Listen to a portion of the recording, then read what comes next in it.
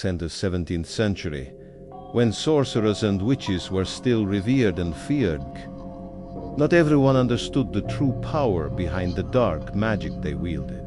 Bura, one of the most horrifying stories from that era, a tale that still sends shivers down the spine to this day, revolves around the cursed mask of a long-dead sorcerer set. The mask was said to be crafted from mystical materials, designed to help the sorcerer transcend to otherworldly realms where spirits and dark entities dwell. But what no one knew was the tragic and blood-soaked truth hidden within the mask. Yeah, and the calamity it would bring to anyone who wore it. The mask. The mask belonged to a sorcerer named Alaric, a man who lived in a solitary castle perched on a remote hill. Alaric was a man of immense intellect, driven by ambition. He sought to uncover the deepest, darkest secrets from ancient texts long forgotten by the world. One fateful night, while delving into forbidden rituals, Alaric stumbled upon an ancient rite one that promised to grant its practitioner unimaginable power. But to complete the ritual, a special artifact had to be forged, a mask made from the blood and souls of innocent lives.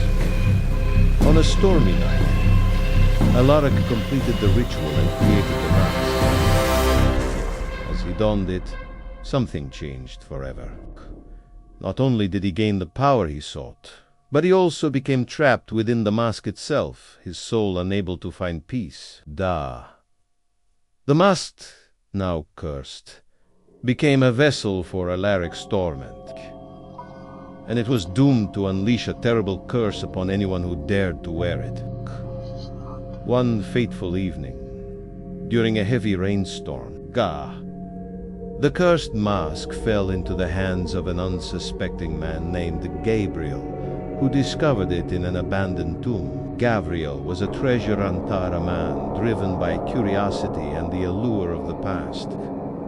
Unaware of the curse that lay within, he decided to try on the mask, as curiosity often overpowers caution. The moment he did, a cold scream echoed through the air, and Gabriel felt something dark entering his body. It wasn't just a physical change, it was as if the mask was merging with his soul. Gabriel began to experience strange changes within himself. At first, he only felt a dull ache, as if an invisible force was gradually taking over his mind. Then came the nightmare's terrifying visions of a sorcerer with glowing red eyes, calling his name from the depths of darkness. These weren't just dreams, they were vivid and incredibly real, as if the sorcerer's spirit was seeping into Gabriel's subconscious. And with each passing night, Gabriel found it harder to distinguish dreams from reality.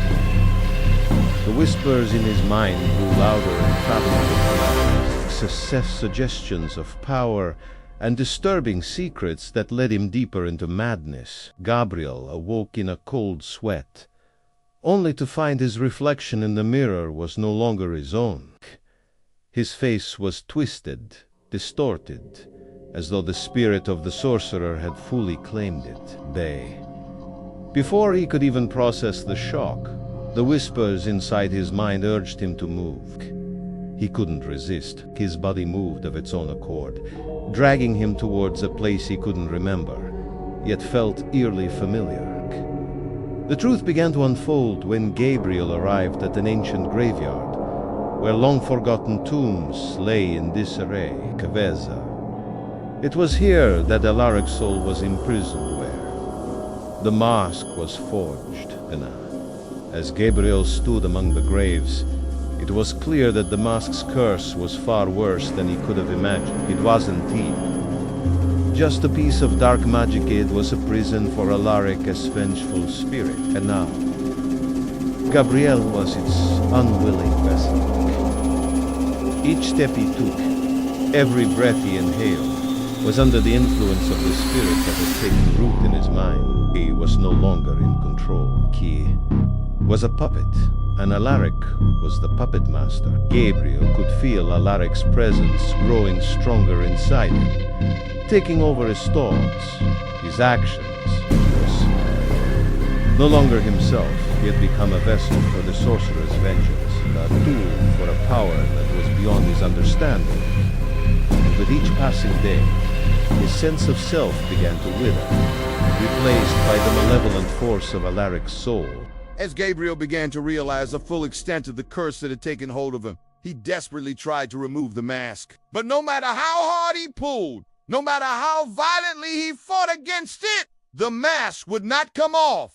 It was as if it had fused with his skin, his very being. The more he struggled, the more he was consumed by Alaric's spirit, as if the sorcerer was suffocating his will to live. The nightmares continued and intensified until they began to feel like waking moments. Gabriel could feel Alaric's anger rising within him, the thirst for vengeance growing stronger with each passing day.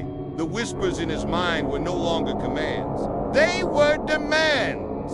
Alaric wanted revenge, and Gabriel was the only one who could fulfill his desire. Gabriel's body moved on its own, performing acts of violence and cruelty, things he could never have imagined doing before the mask took hold of him. He had become the very monster Alaric had been in life. One night, Gabriel woke to find himself standing in front of a mirror again. But this time, it was different. His reflection was that of Alaric, not himself.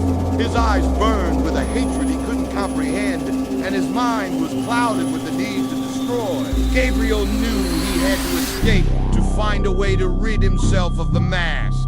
But he realized the terrible truth too late.